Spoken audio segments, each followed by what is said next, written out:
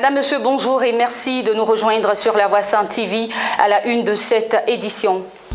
Le révérend Moké Thomas, investi gouverneur principal de l'intérieur du pays au sein de l'ODECI. Il a reçu le dimanche à Port-Bouët les attributions de sa fonction. Affaire Sergei Skripal, la Grande-Bretagne accuse la Russie. Et puis en sport, Jeux paralympiques d'hiver 2018, la France glane 2 médailles d'argent.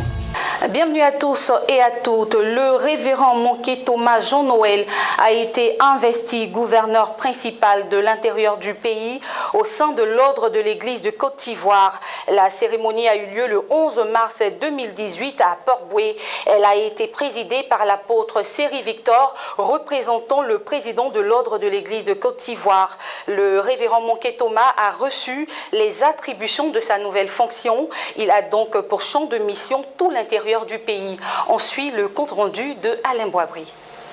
C'est l'église évangélique Le Réveil de la Côte d'Ivoire à Abidjan-Port-Bouët qui a abrité la cérémonie d'investiture du gouverneur principal de l'intérieur du pays, de l'ordre de l'église de Côte d'Ivoire, le révérend Moké Thomas Jean-Noël. Ouvrant la série des interventions, le docteur Noël Bessou a situé le cadre de cette investiture. Se basant sur les tests de l'ODECI, il a expliqué l'importance des gouvernorats au sein de cette institution évangélique. Quant au président de la commission éthique et déontologie, Adam Assayon, représentant la présidente du comité de coordination, il a encouragé le révérend Moké Thomas avant de lui donner un aperçu de l'immensité de la tâche qui l'attend.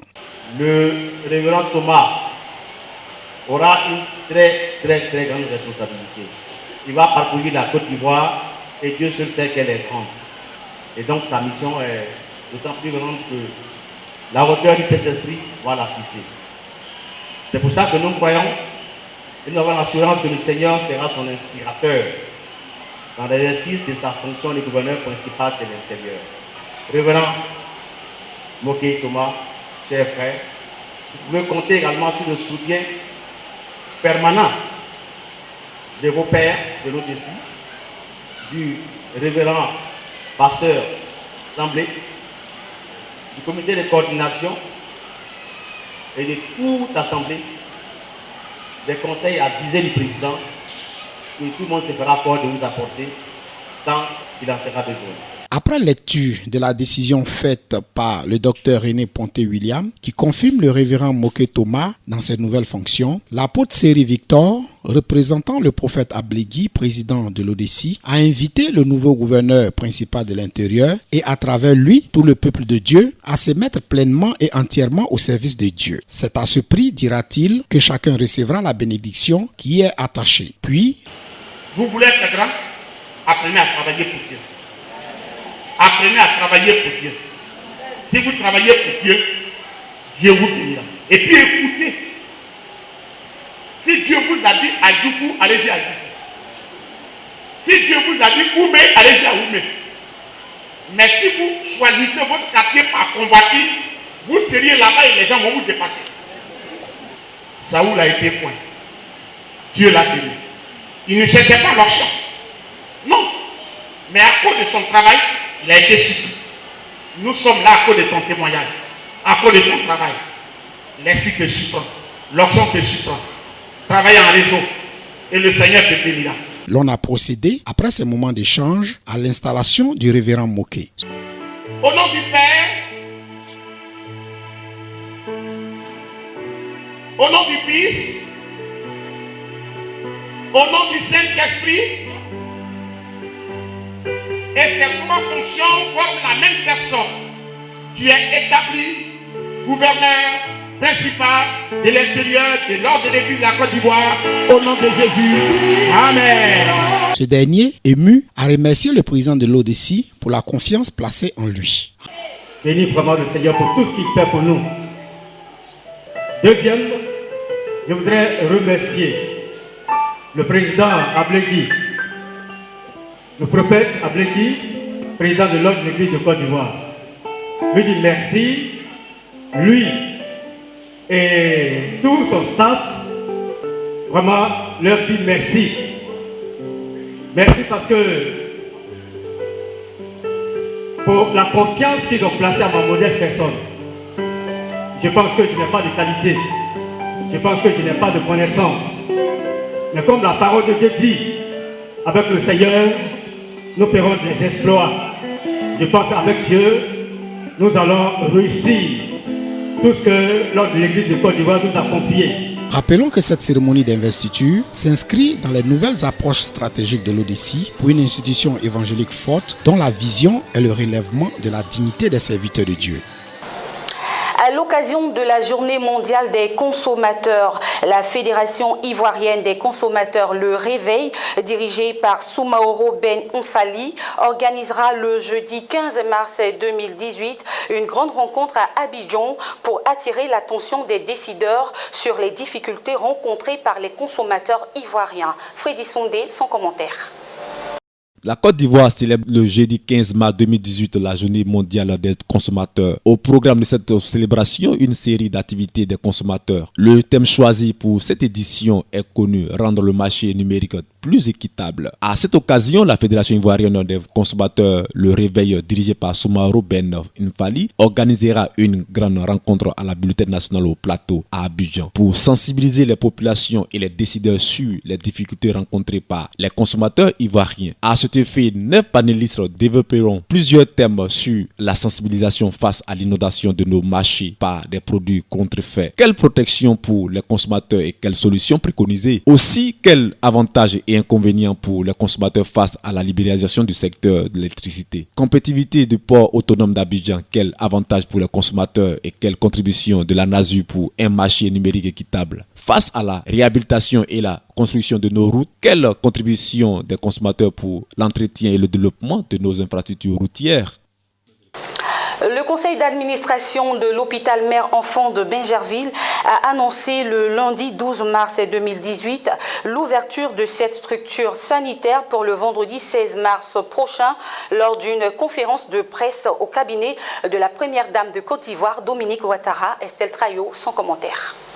Annoncé depuis le 12 janvier 2012 par Mme Dominique Ouattara, les travaux ont débuté le 29 juin 2013 par la pose de la première pierre par le président ivoirien Alassane Ouattara. L'hôpital mère-enfant de Bingerville, dédié entièrement à la mère et à l'enfant, vient du fait de la fondation Children of Africa dans le cadre de ses actions sur le terrain et après plusieurs missions à l'intérieur du pays, a constaté un faible taux de la prise en charge des enfants et des mères. Mme Nadine Sangaré, directrice pays de la Fondation Children of Africa, a expliqué le processus de réalisation de ce projet. Tout d'abord, en 2012 et 2013 ont eu lieu 2 dîners gala pour lever des fonds pour la construction de l'hôpital mère-enfant. Ensuite, en 2014, un autre gala pour l'équipement de l'hôpital mère-enfant de Bingerville. Notons que cet ouvrage majeur a coûté au total 25 milliards de francs CFA, dont 18 milliards pour la construction et 17 milliards pour l'équipement. Le ministère de l'Enseignement supérieur et de la Recherche scientifique a annoncé l'ouverture des inscriptions en ligne de la session 2018 de l'examen du brevet de technicien supérieur en abrégé BTS à compter du mercredi 14 mars au vendredi 6 avril inclus, nous dit Ibo Marus.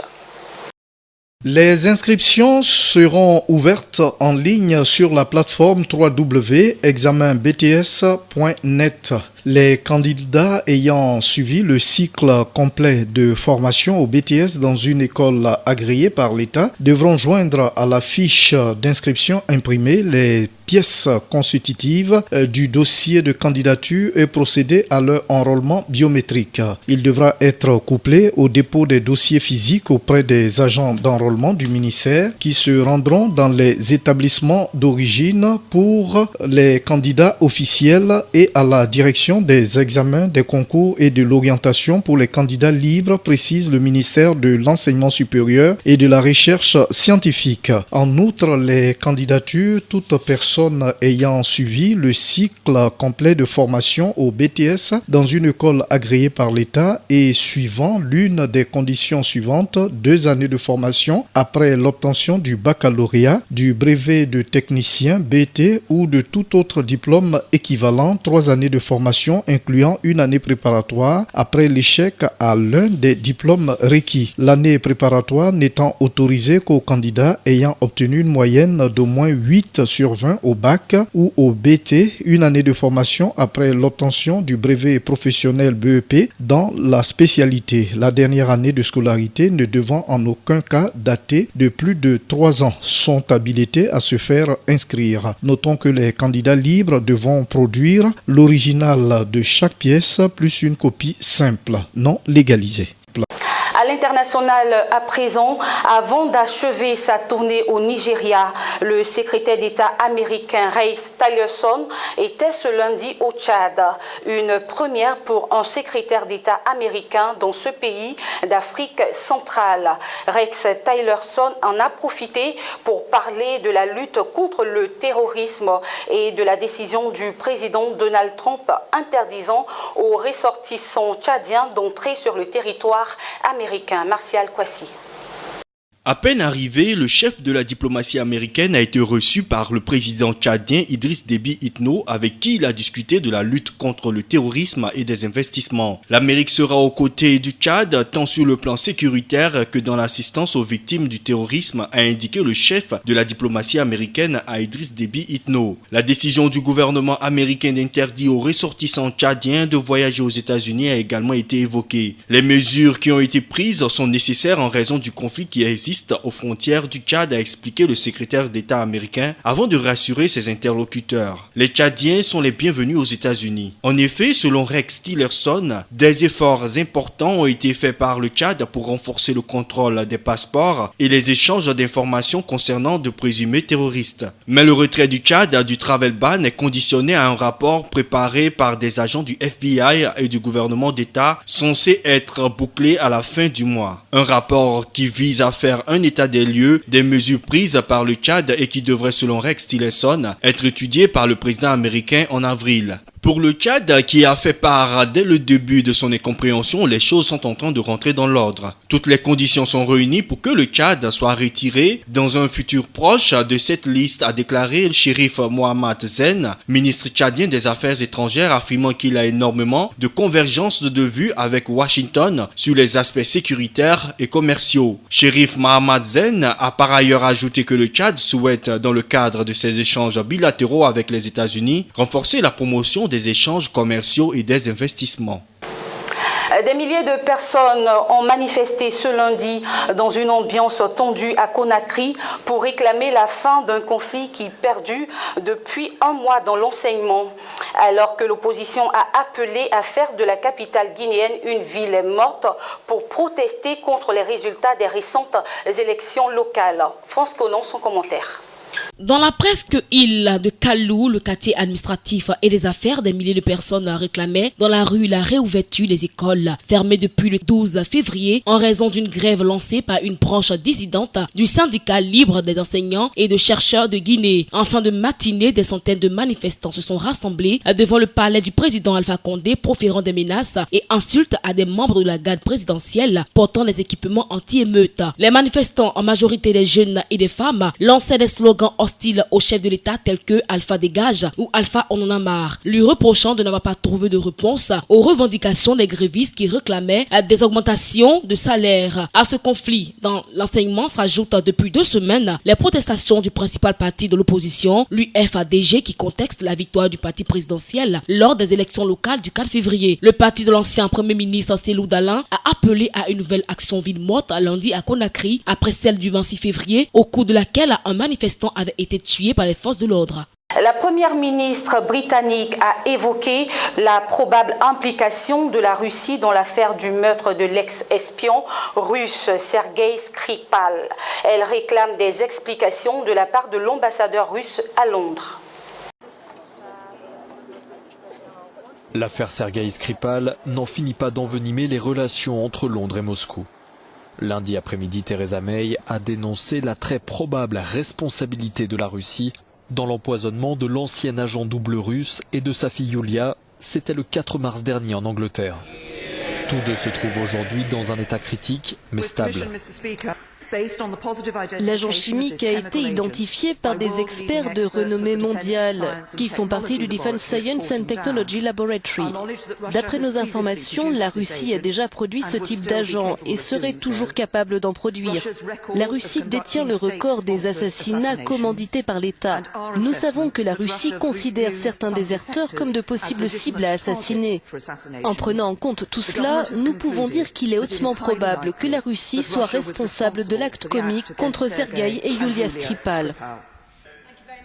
Theresa May a donné à la Russie jusqu'à mardi soir pour s'expliquer. Mercredi, nous examinerons en détail la réponse de l'État russe. En l'absence de réponse crédible, nous conclurons que cette action équivaut à un usage illégal de la force commis par la Russie contre le Royaume-Uni. Et je reviendrai à la Chambre pour exposer les mesures que nous prendrons en guise de réponse. La porte-parole du ministère russe des Affaires étrangères a aussitôt réagi et qualifié de numéro de cirque et de provocation l'intervention de Theresa May devant les députés britanniques. Outre l'agent russe et sa fille, un policier britannique a également été victime de l'agent innervant. Il est dans un état grave mais stable.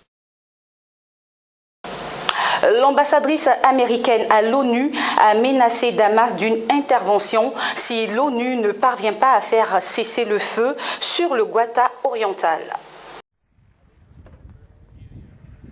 Les États-Unis réclament à nouveau un cessez-le-feu immédiat de 30 jours en Syrie. À l'ONU, l'ambassadrice Nikki Haley a menacé le régime de Bachar el-Assad d'une intervention si le Conseil de sécurité des Nations Unies n'agit pas en Syrie. En 3 semaines, près de 1200 civils ont été tués par les forces du régime, soutenues par leur allié russe. Les États-Unis restent prêts à agir si nous le devons.